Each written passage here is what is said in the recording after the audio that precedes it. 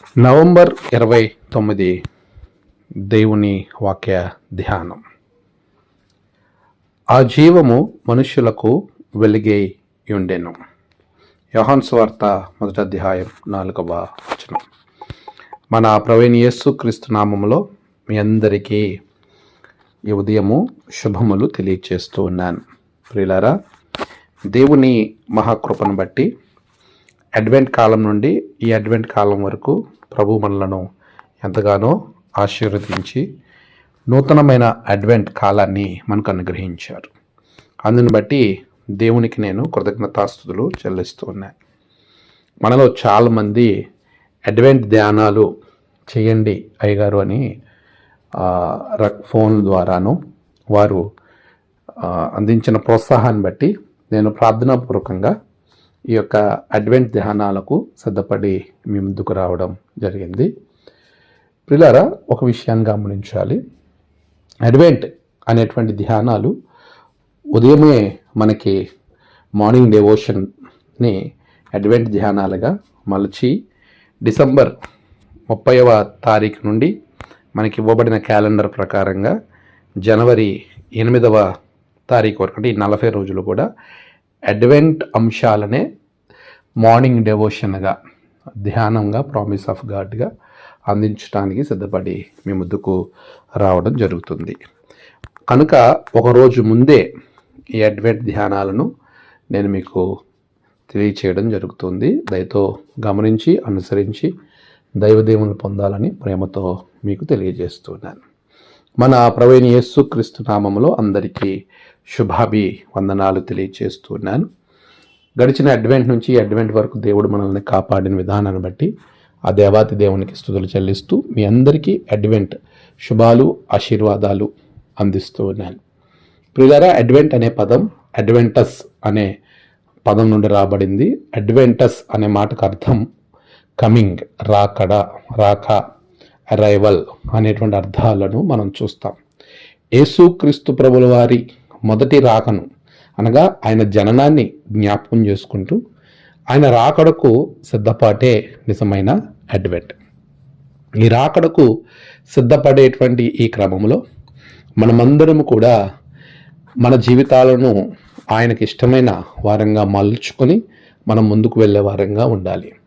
అందుకే అడ్వెంట్లో మొదటి దినము మనకి ఇవ్వబడినటువంటి అంశము ఆ జీవము మనుష్యులకు వెలుగు.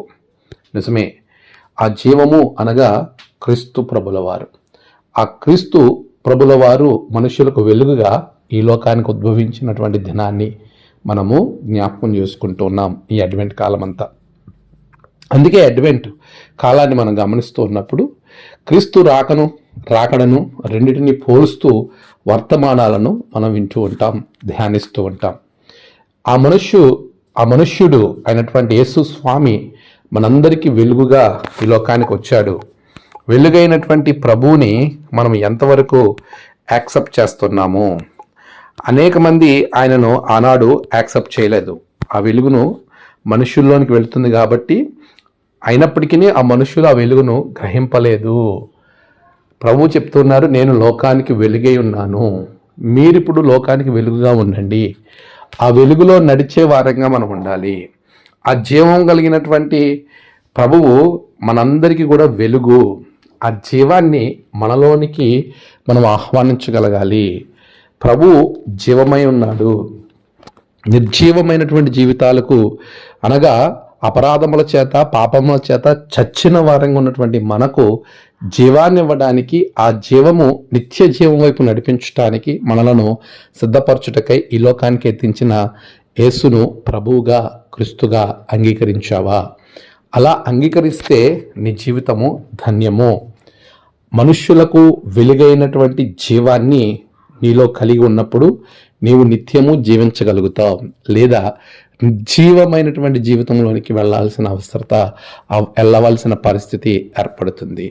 ప్రియులారా, ఈ అడ్వెంట్ దినమున, ప్రారంభ దినమున మనము నేర్చుకోవాల్సినటువంటి ఒక ప్రాముఖ్యమైన విషయము, యేసుక్రీస్తు ప్రభుల వారు జీవమై ఉన్నారు. జీవమైనటువంటి దేవుడు మన మధ్యలోనికి వచ్చినప్పుడు మనము ఎంతవరకు దేవుని యొద్ద నుండి పంపబడినటువంటి ప్రభువు మన దగ్గరికి వచ్చినప్పుడు ఆ ప్రభువుని అంగీకరించే వారంగా మనం ఉంటున్నామా, లేదా వాక్యమైనటువంటి దేవుణ్ణి మనం అంగీకరించకుండా లోక సంబంధమైన వారిగా మనం ఉంటున్నామా? యోహాను సువార్త 1వ అధ్యాయం నుండి మనం 1వ వచనం నుండి గమనిస్తే, ఆది యందు వాక్యం ఉండింది, ఆ వాక్యము దేవుని యొద్ద ఉన్నది, వాక్యమే దేవుడే ఉండెను. అది చెబుతూనే ఆయనలో జీవం ఉండేది, ఆ జీవము మనుష్యులకు వెలుగై ఉండేది. ఆయనలో జీవం ఉంది అనగా ఆయనలో జీవం ఉంది, నేను ఆయనలో ఉన్నాను, ఆయన నాలో ఉన్నాడని ప్రభువులో దేవునిలో క్రీస్తు ఇమ్మడై ఉన్నాడు. ఆ జీవమే యేసుస్వామి వెలుగుగా ఈ లోకానికి వచ్చాడు. ఆ వెలుగైనటువంటి యేసుస్వామి మనుష్యులకు వెలిగించడానికి వచ్చి ఉండగా, మనకు జీవాన్ని ఇవ్వటానికి లేకపోతే మనల్ని వెలిగించడానికి వచ్చిన ప్రభువుని నీ హృదయంలోనికి నువ్వు అంగీకరించినట్లయితే నీ జీవితం వెలిగింపబడుతుంది, నిత్య జీవంలోనికి నువ్వు ప్రవేశిస్తావు. అచ్చి కృపా భాగ్యము ప్రభు మీకు అనుగ్రహించి ఆశీర్వదించునుగాక. ఆమేన్. ప్రార్థన. సర్వోన్నతుడ గొప్ప దేవ, ఆశ్చర్యకరుడా, నీకు వందనాలు. నీ బిడ్డలు ప్రభువా జీవమైన నిన్ను అంగీకరించి అది వెలుగుగా మలుచుకుని చీకటిలో నుండి వెలుగులోనికి వెళ్ళే బిడ్డలుగా ఆశీర్వదించండి. నేడు వారి ప్రయాణాలు, పనులు, తలపెట్టిన కార్యాలలో గొప్ప జయము బిడ్డలకు దయచేయండి. ప్రభువా నేడు జన్మదినము, వాహదినము, ఆయా విశేష దినములు జరుపుకున్న బిడ్డలను బహుగా దీవించండి. తమ ప్రియులను కోల్పోయి ఆదరణ కొరకు ఎదురు చూస్తున్న బిడ్డలకు ఆదరణ, నెమ్మది అనుగ్రహించండి. దినదీవులతో నింపి మీరే మహిమ పొందమని యేసు నామమున ప్రార్థించి వేడుకొంచున్నాం తండ్రి. ఆమేన్.